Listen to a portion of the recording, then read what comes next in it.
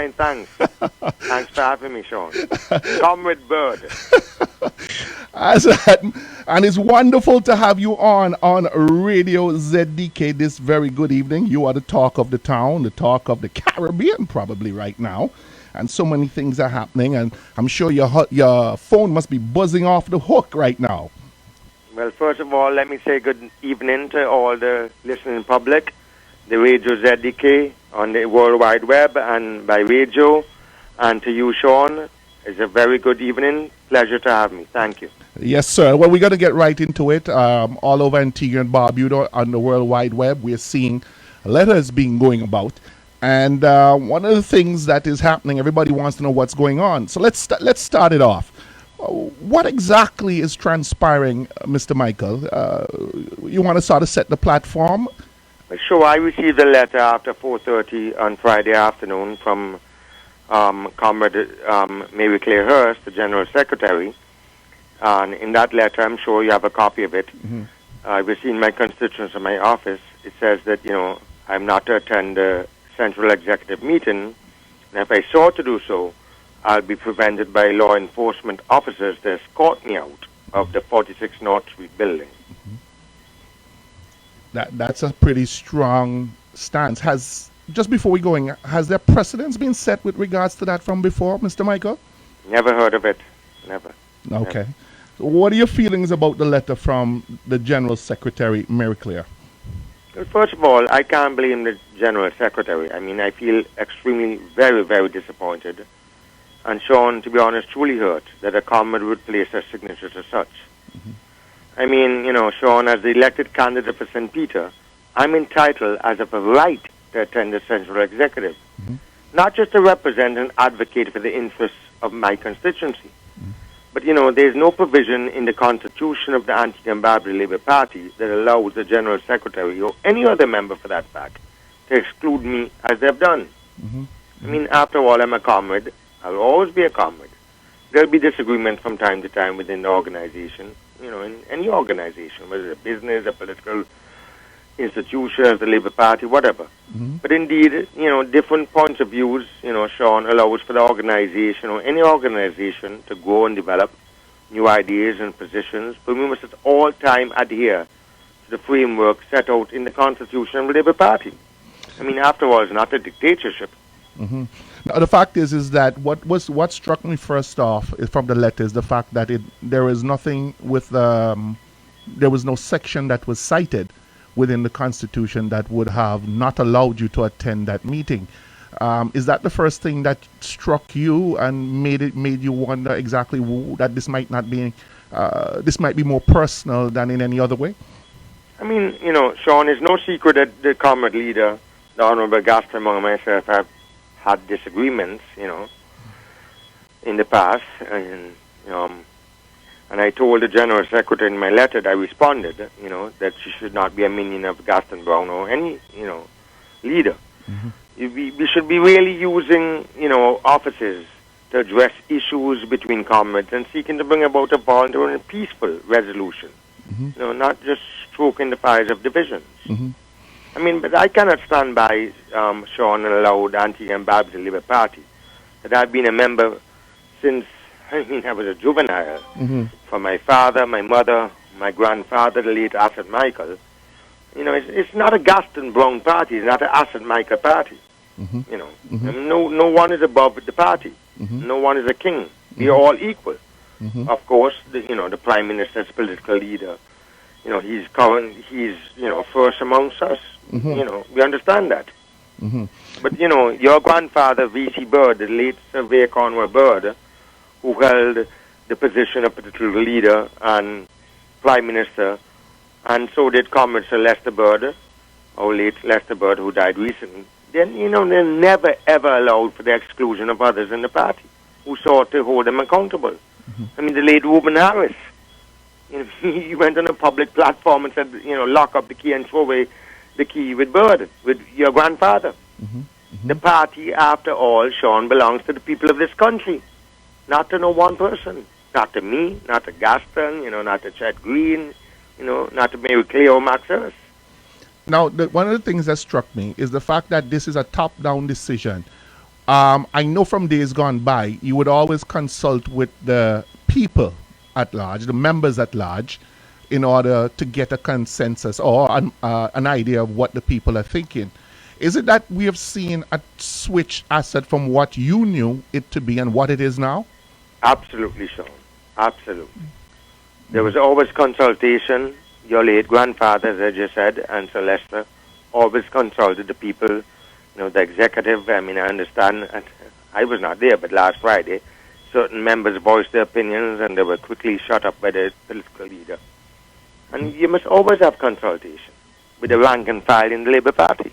Mm-hmm. If I've done something wrong, bring me to justice. Bring me, before the central executive and, deal with me there. Mm-hmm. Mm-hmm. Now, this is a big story, and it's making news and headlines everywhere. The question that people want to know is, what will you do now? That's a good question, Sean, but I'm not sure. I know I have legal rights.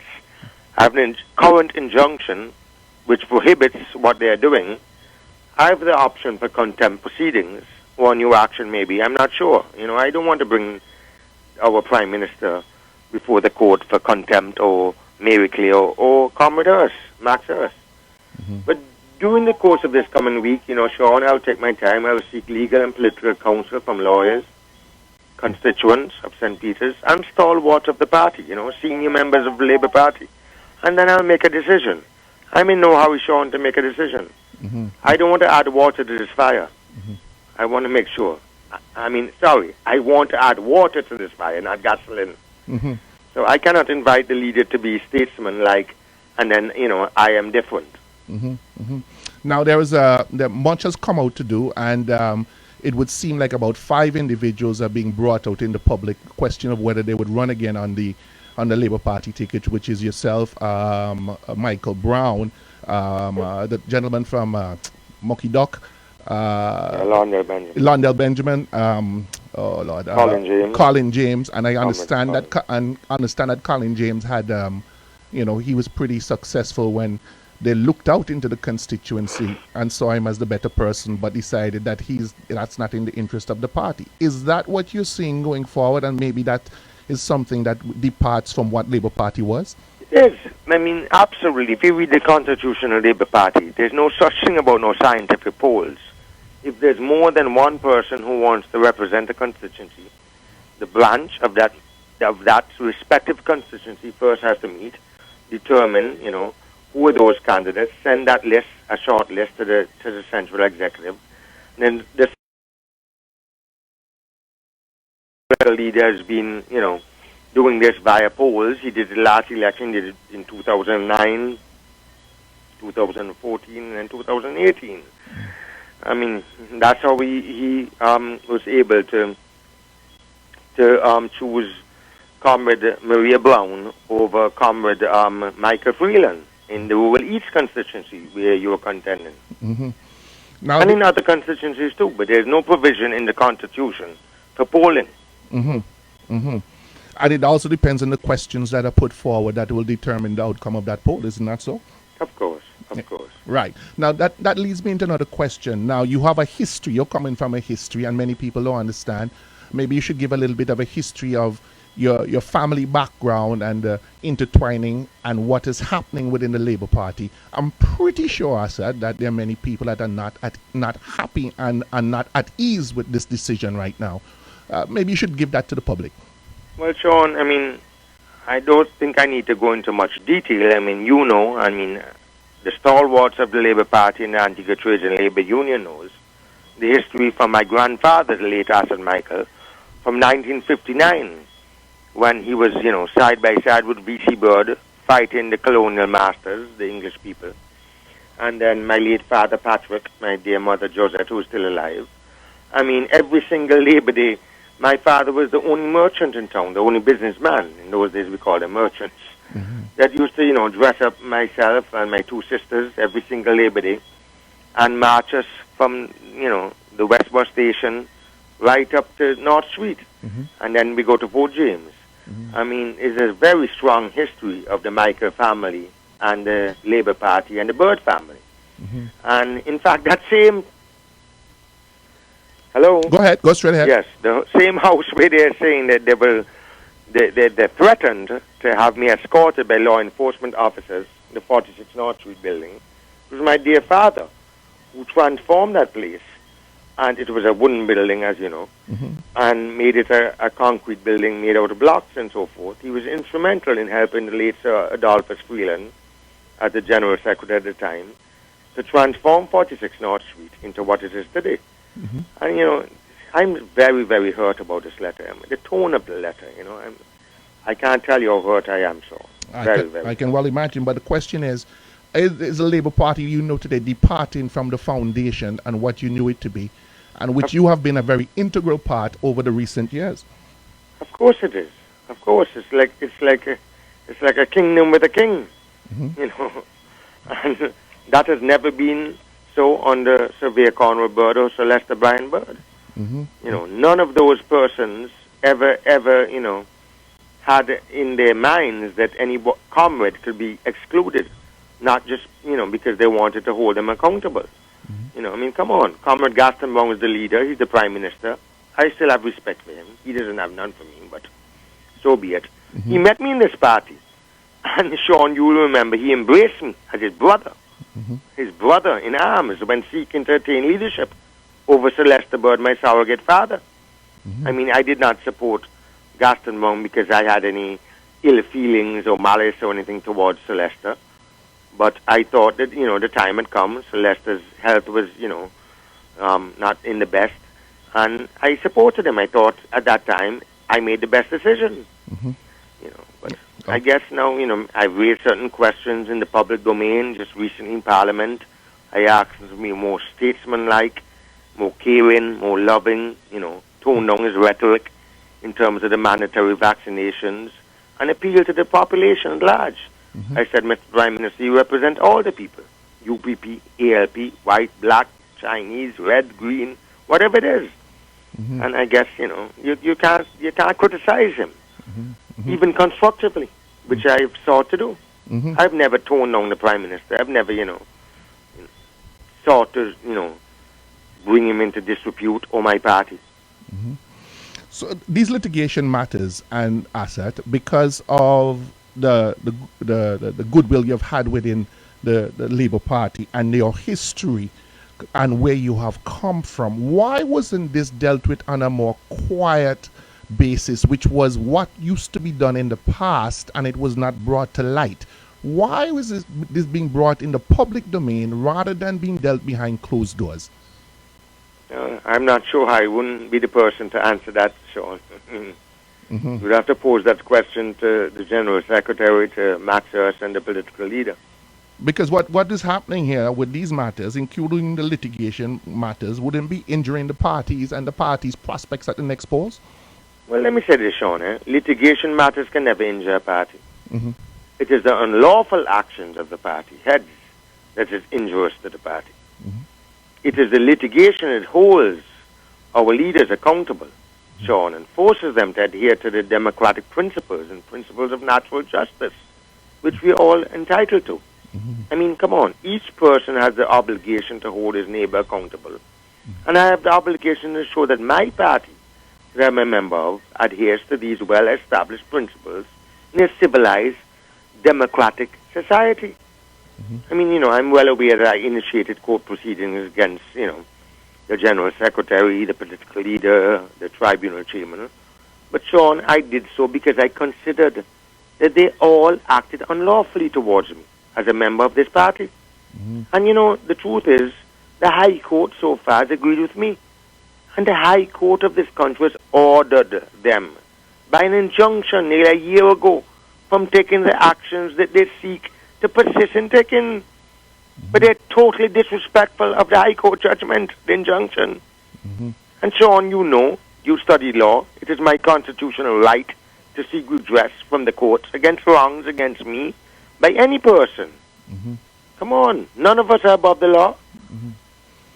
But why is it that I'm seeing this being played out as it is being played out? Is there a concerted effort to move away from the foundations of the Trades and Labor Union, its history, and move forward in a new direction, which is the right of any leader and any members, any leaders within the any political organization.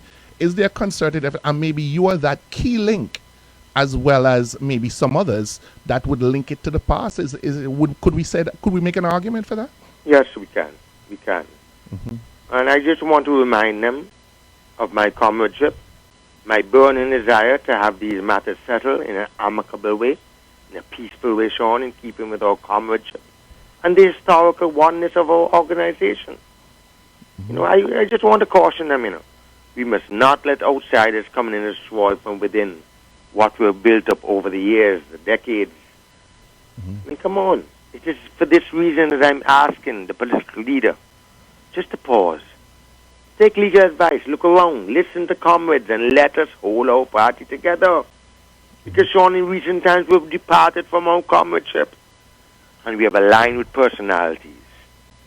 And, Sean, this, in my view, is to the detriment of the Antigua and Barbuda Labour Party, our great institution. Why do you say it's to the detriment? Well, if each of us fails to act today, then none will be able to tomorrow, Sean. We have to be responsible, mature, have love in our hearts, have comradeship. We all make mistakes. None of us are without sin, Sean. Now, with all of this being said, and the Prime Minister, as the leader of the Antigua and Barbuda Labour Party, do you have support from within the cabinet? I know you have support within the rank and file. That much from all reports. So, do you have support from within the cabinet of Antigua and Barbuda and the leadership of Antigua and Barbuda? Sean, I mean, I don't want to be talking out of school, but to answer your question, I have substantial support from within the Gaston Brown cabinet. The problem is that many of my colleagues, or former colleagues, I mean, I'm not a cabinet member now, but my comrades, they're afraid to stand up. They're afraid. I understand that, one prominent member of the cabinet spoke his mind on Friday in the executive, and he was shut down. He was locked down. And the senior members that I would expect, like Sir Robin Yearwood and Sir Malvin Joseph and the Honorable Attorney General and so forth, the senior members, I mean, come on. They've been in the party long before, the Honorable Gaston Brown or myself. They're hesitant, I should say. Let me just be cautious. They're hesitant to speak their mind. So where does that leave you? You are the elected, the substantive elected candidate for St. Peter. Are you going to move forward as an independent? That's going to be the burning question on many people's minds. We know that you've had tremendous support within the constituency of St. Peter. I've seen big billboards going up all over St. Peter. I don't know the gentleman, so I won't say much, but where does this leave you? And the burning question on many people's minds is, will you be running an independent? As you said, you're going to take some days to take a look at the situation and see exactly what is your the best way forward for you. My dear comrade Sean Bird, first, let me try to answer this question in accordance with the Constitution of the party. At present, I am the candidate for St. Peter's. There's no doubt. It is also clear, and as your uncle would say, elusively clear, that there's no doubt. It is, it's clear that there is an intention to push the Constitution aside, and do as one person desires. But I can promise you, I can promise the people of St. Peter's and the country of Antigua and Barbuda, I will fight to ensure that all are accountable. In terms of running independent, I just want to say that I love politics. I love the people of St. Peter. I love the people of this country who have been loyal. They've been good to me over the years and to my family for generations. I also love my political family, the Antigua and Barbuda Labour Party. There's no doubt of that, Sean. And I cannot really contemplate, Sean, not being a member of that family. I have always had a family life growing up. I have an 80-year-old mother, my late father, my sisters, my son, and I know the meaning of family and comradeship. So let us not even talk about leaving that family. Let us concentrate on fixing what is broken, Sean. Do you see a roadmap for that, Mr. Michael? Why not? Why not? The positions of leadership is open to every member of the party. I mean, as I said earlier, I once supported Gaston Brown against Celeste, who came from outside to join the party, and eventually challenged my mentor, Lester Bird, for the leadership. And as I said, I supported him because I honestly believed at that time that his leadership was the right thing for this country and the party at the time. However, if it's in my view that circumstances such that the country and the party's interests are best served by a new leader, I would support that person. It's not about, who it is. It is only about, Sean, about what is best for this nation and what's best for the Antigua and Barbuda Labour Party, which I am a member of. Now, I think the Prime Minister says if it was not for you, he would not be leader of the Antigua and Barbuda Labour Party and therefore Prime Minister of Antigua and Barbuda. I think here, from what my memory serves me, he said that publicly. Yeah, he said so many times. He said so on his radio station at Point FM at my 50th birthday. He said so to the bistro. He has said so to many persons who have come into his office that had it not been for me, he would have never been the political leader of the Labour Party. He would have never won the convention against Lester Bird. I remember, it was just Gaston Brown, myself, and at that time, Comrade Fernandez, that supported Gaston in the first convention that he lost against Celeste. In the second convention, we were able to convince other comrades like the Honourable Chet Green and Stedroy Benjamin and so forth to come on board. In the first convention was just the three of us, Comrade Gaston Brown, Comrade Max Fernandez, and myself. And he has always made that public. I have to give him that. He's always said that. But people's memories are short. Yeah, this is politics. I guess the biggest burning question is, Asot, is what happened? Where was the break? I think many people are a bit confused of how it reached to this point. We heard what the Prime Minister said in Parliament. We have heard him making allegations at this point about you may have had some infractions while you were overseas. How did it get to this point, sir? Sean, I would just say to the Prime Minister, we all have mirrors. We are not without sin. I've not ever espoused that I'm lily white and have not made mistakes. I will certainly say with all certainty that I've never ever asked Peter Verdi or received any bribe from him. But Sean, I'm not going to get into that. All I will say to my esteemed leader still, Comrade Brown, a little bit of mercy makes the world less cold and more just. And the Lord never times forgiveness. It is we who tire of asking for forgiveness. Okay, I just want to say to him, we're all sinners. We have tremendous sins, each and every single one of us.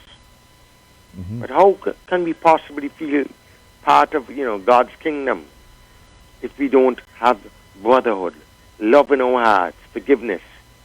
Come on, man.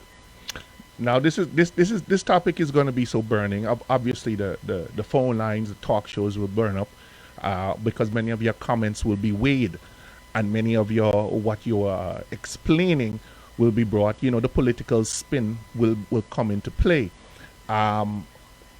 Going forward, there is still hope, is what you're saying, for reconciliation.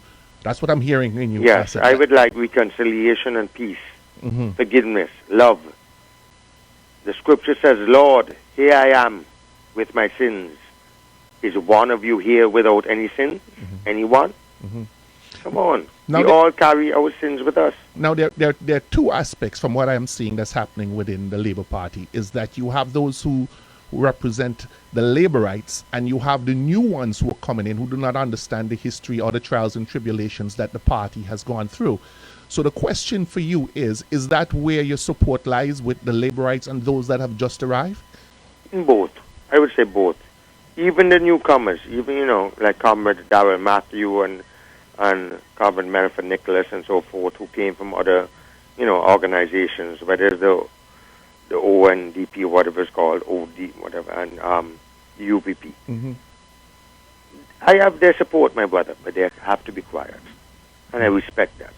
Mm-hmm. And I appreciate that. Mm-hmm. I will not compromise any one of my former colleagues. Mm-hmm. I will not. So you're going to rise above the fray?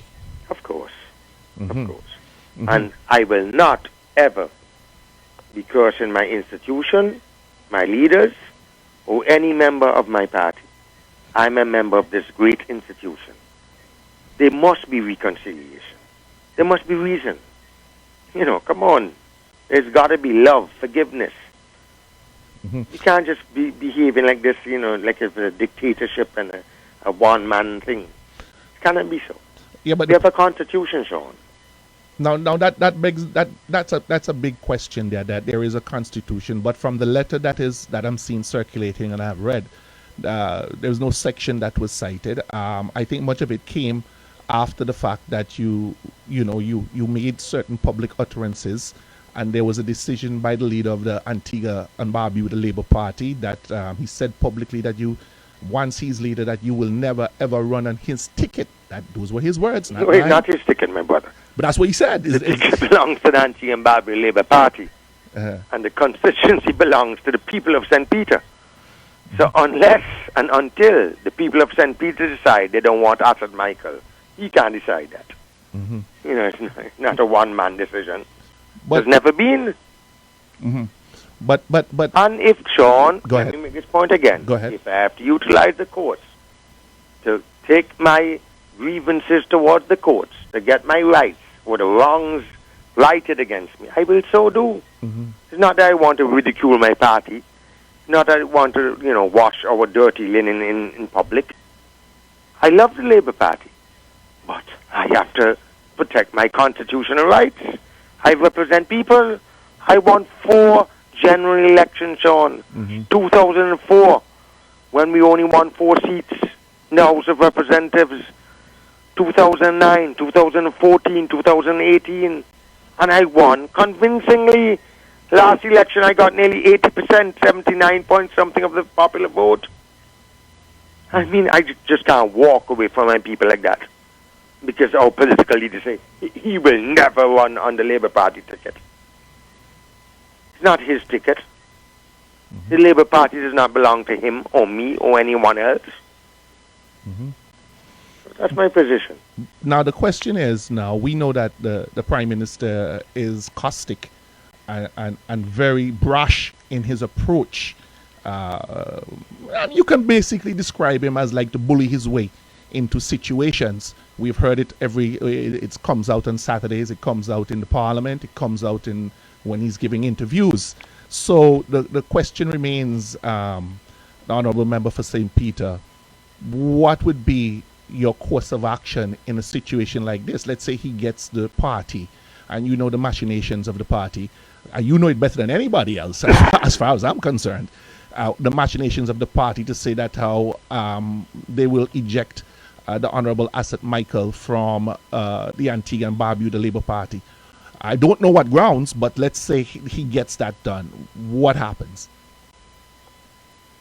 Well, we'll take it from there when that happens, if it happens. I have confidence in our judiciary, mm-hmm. and I don't think that, they have a legitimate case. They've not even filed a defense, mm-hmm. in terms of this injunction that I was granted by the High Court over a year ago. They have not even filed a defense, mm-hmm. But now, I just want to hold all our members, the leaders of our party accountable. mm-hmm. As I said, the party belongs to the people of this country, mm-hmm. not to Gaston Brown or to any one person. Mm-hmm. Now, this is politics, and there's the court of public opinion. And many people, when they are unable to get recourse within the our legal system, they go to the court of public opinion to put the pressure on. You're a popular figure within the Antigua and Barbuda Labour Party.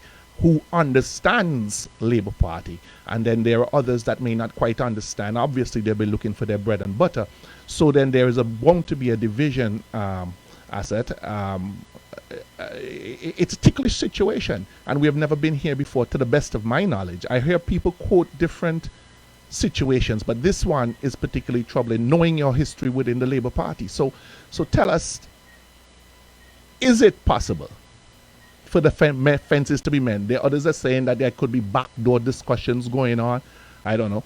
And, you know, this is just a storm in a teacup. If I know the Prime Minister's demeanor and mannerism, I don't think it's that. But your thoughts?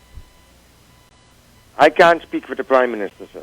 Mm-hmm. All I can tell you that I'm amenable to reason, to peace, and having a amicable settlement within the rights and the confines of the Constitution of the Labour Party.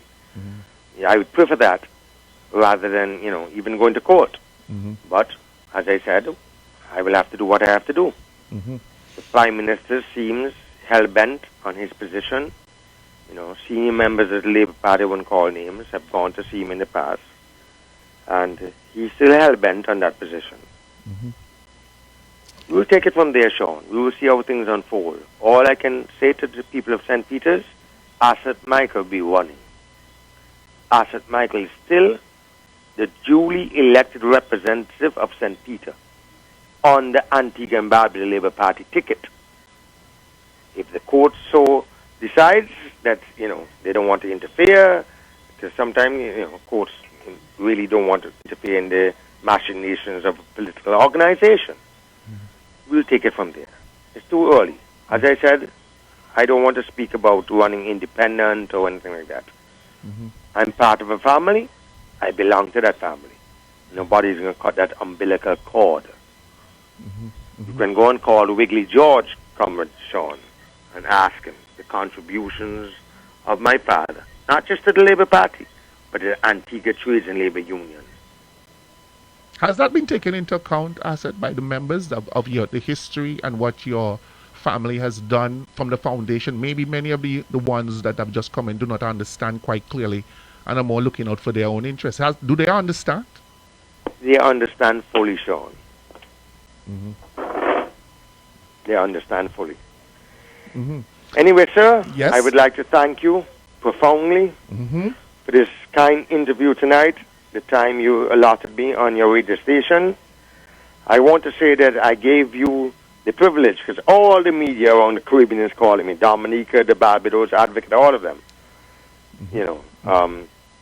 observe everybody. And I wanted to make sure that I come on a bird-aligned radio station, although you're running for the UPP, still owned by Ivor Grenville Theophilus Bird, and started by your grandfather and your dear grandmother. There's many things they Lady don't Bird. know. But I just wanted to give you that respect, and I wanted to give the people and the comrades of the Labour Party that respect to first come and do an interview on ZDK. So I really, really want to thank you, Sean, for this opportunity this evening. Thank you so much, sir. And God be with you. You too.